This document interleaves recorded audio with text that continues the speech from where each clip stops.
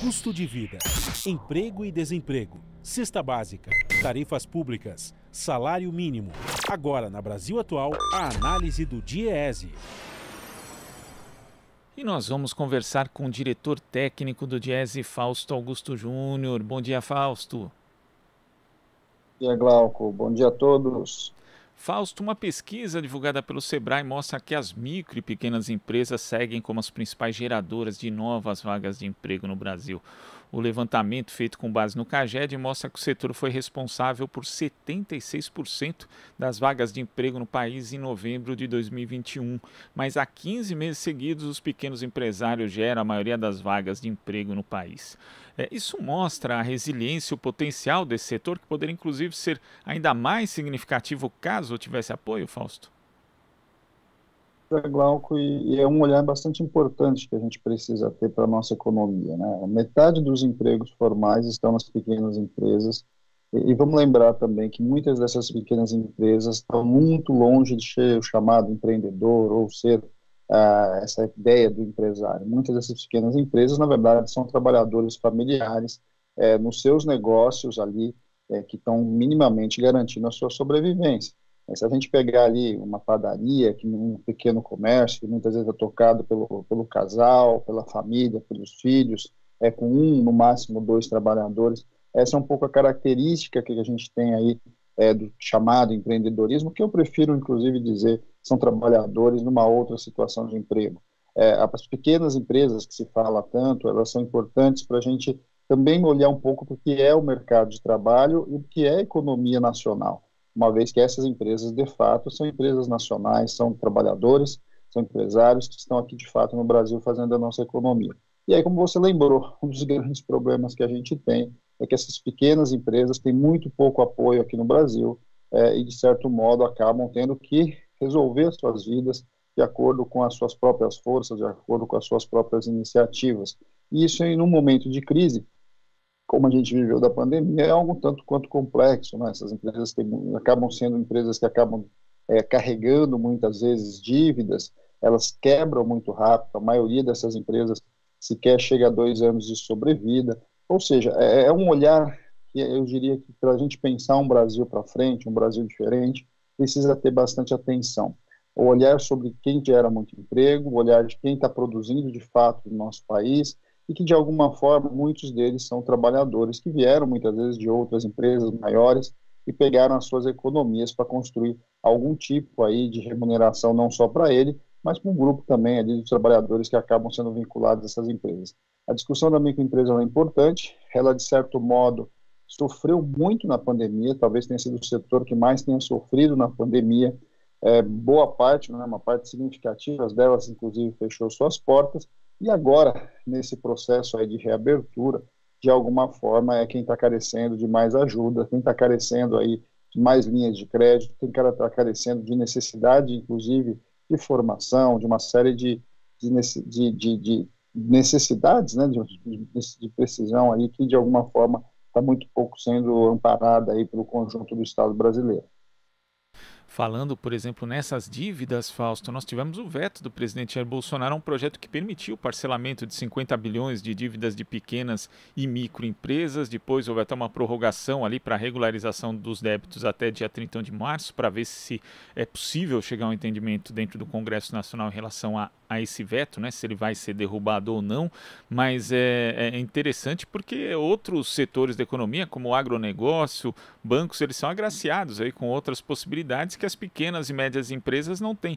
E esse setor, Fausto, ele é importante também em termos econômicos porque ele é muito mais distributivo no caso. A gente sabe que o modelo do agronegócio, por exemplo, é concentrador, o sistema financeiro também. Já as pequenas e médias empresas têm esse caráter mais igual, né? Elas têm essa possibilidade de ter um caráter distributivo maior na economia? Sim, tanto é, Glauco, que quando a gente vai para países europeus, por exemplo, a proteção à pequena empresa é algo bastante importante, né? E alguns setores, né, são bastante importantes quando a gente fala em pequena empresa. Nós estamos falando isso no setor de comércio, setor de serviço, é onde está uma maior parte dessas empresas, inclusive. Para você ter uma ideia, na França, ali na Grande Paris, sequer é permitido ter grandes supermercados dentro da cidade. Os grandes supermercados ficam no seu entorno, né? Ficam nas estradas, porque isso é uma forma, inclusive, de garantir que esse pequeno negócio, que essa pequena empresa, ela continue existindo. No Brasil, nós não temos nenhuma política. Ao contrário, o que a gente vê, por exemplo, se a gente olhar para o setor do comércio, a gente vai vendo os grandes atacadistas, né? A gente vai vendo as grandes empresas multinacionais adentrando, inclusive, esses nichos do pequeno comércio para tentar, de alguma forma, substituir aí esse pequeno trabalhador, essa pequena loja, essa pequena padaria, etc. A proteção ao pequeno é algo bastante importante. De alguma forma, a gente tem um olhar, assim, essa ideia também liberal, que tudo pode, tudo vai, não é bem assim que funciona, inclusive, no mundo. A ideia de você poder fortalecer essas pequenas empresas, tanto com financiamento subsidiado, e no caso da pandemia, inclusive, perdão de dívida, né? É importante a gente lembrar que essas pessoas, essas pequenas empresas, essas empresas familiares, elas quebraram, na maioria dos casos, não por um problema dele, mas um problema da economia em geral, um problema da sociedade em geral que a gente assistiu. Este debate precisa ser colocado, né? O debate, inclusive, da tributação, né? A questão do Simples é uma questão bastante importante, ele facilitou bastante a burocracia para tudo isso, mas, de alguma forma, ainda tem um conjunto bastante importante aí de burocracias que a pequena empresa acaba tendo que, muitas vezes, dar conta, sem estrutura de fato para isso. E a própria estrutura de apoio, né? A maior parte dessas pessoas, dessas empresas, sequer tem algum apoio aí, de certo modo, para lidar com o seu negócio propriamente dito. Então, quando a gente está olhando para esse mercado, ele é algo bastante importante, ele é significativo na quantidade de empregos gerados, e ele precisa, sim, de apoio. Ele precisa de apoio, ele precisa fazer parte de uma política, de alguma forma, que olhe para frente, que pretenda construir um Brasil mais justo, né? Um Brasil mais justo passa pela microempresa, passa pelas cooperativas, passa pela economia solidária. São lógicas de produção muito diferentes, muitas vezes, do que está aí, em especial quando a gente está pensando na grande empresa. É bom lembrar também, Glauco, que neste momento aí de pandemia, o que a gente está assistindo é a tecnologia entrando, né? A tecnologia foi acelerada e, de alguma forma, os empregos gerados, né, os empregos que passarão a ser gerados após, chamada pós-pandemia, vão ser menores nas grandes empresas. As grandes empresas adentraram pesadamente com tecnologia, se utilizaram da tecnologia, inclusive, para enfrentar a própria pandemia e tem recursos para investimento para isso. Ou seja, a tendência, olhando para o futuro, é que as grandes empresas empreguem cada vez menos, uma vez que o seu investimento tecnológico, a sua mudança de produção, claramente aconteceu e foi acelerada nesse processo de pandemia. Já as pequenas empresas é o contrário disso, né? As pequenas empresas ainda estão aquém da utilização tecnológica, boa parte dos empregos acabam sendo gerados, inclusive, por conta disso, porque, de certo modo, no caso das pequenas empresas, elas estão num patamar anterior, então eles se utilizam ainda de muita mão de obra e a tecnologia agrega possibilidades, mas ainda desemprega muito menos do que a gente assiste nas grandes empresas.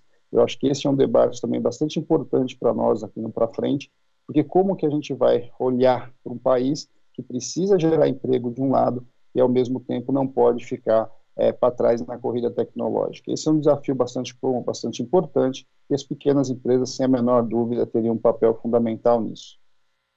E quando a gente fala dessa questão dos débitos, né, das dívidas dos empresários, das pequenas empresas que acabaram quebrando durante a pandemia, não dá para esquecer, Fausto, da declaração do ministro Paulo Guedes naquela famigerada reunião de 22 de abril de 2020, em que ele disse: nós vamos ganhar dinheiro usando recursos públicos para salvar grandes companhias. Agora, nós vamos perder dinheiro salvando empresas pequenininhas. Então ali estava bastante evidente, primeiro, que o governo não tinha preocupação mesmo em dar qualquer apoio a pequenos e médios empresários, e também aquela dificuldade, né, que houve, mesmo com programas de crédito voltados para esse setor, eles acabavam não chegando na ponta. Então esse é um debate que tem que ser central nas próximas eleições também, Fausto, como recuperar esse setor que é tão fundamental para a economia e também para a geração de empregos?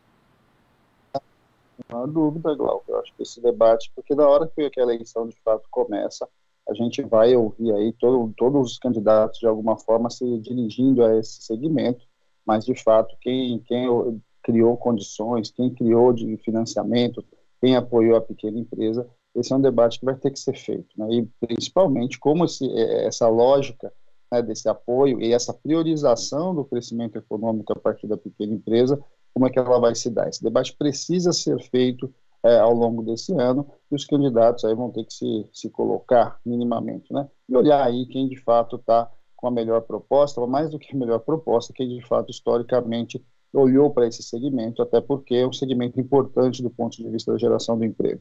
Agora, Glauco, também é importante a gente lembrar, né, porque às vezes a gente fala pequena empresa, o chamado empreendedor, como se isso fosse uma coisa única, né, e como só existisse um modelo.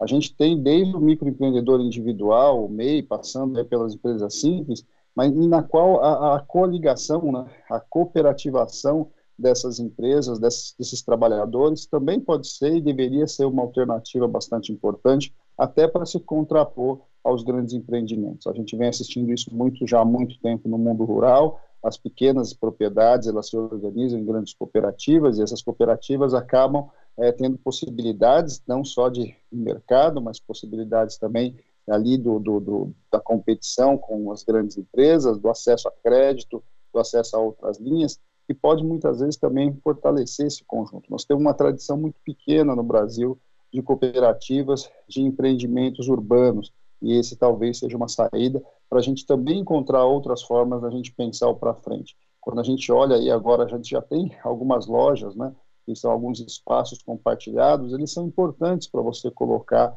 pequenos trabalhadores, né, trabalhadores autônomos, esses pequenos empreendedores, ou chamados empreendedores, dentro desse universo cooperativado.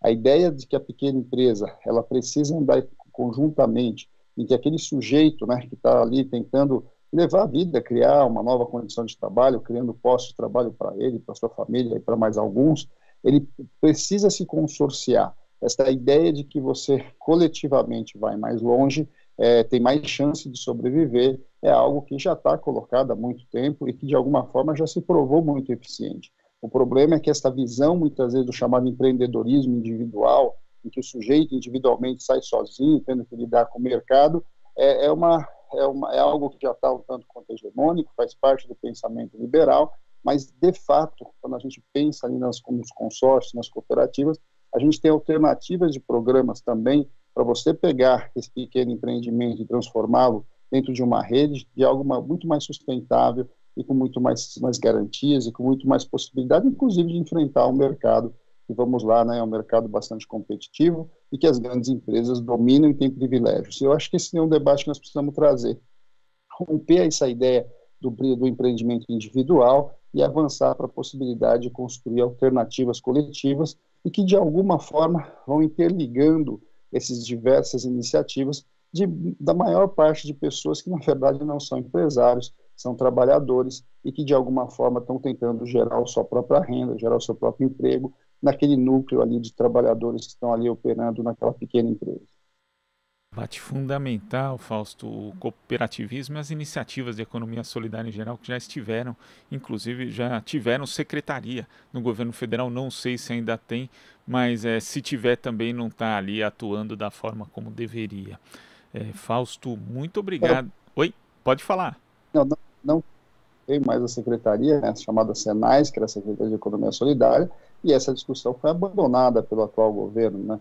É uma pena, uma perda de política, e que poderia e deveria, num momento como esse, estar ajudando muita gente aí que estaria voltando ou estaria tendo que se reorganizar pós-pandemia. Fausto, muito obrigado pela sua participação aqui no Jornal Brasil Atual. Até a próxima. Bom fim de semana a todos e bom dia a todos. Igualmente, conversamos aqui com o diretor técnico do Diese, Fausto Augusto Júnior. Você está ouvindo Jornal Brasil Atual. As notícias que os outros não dão.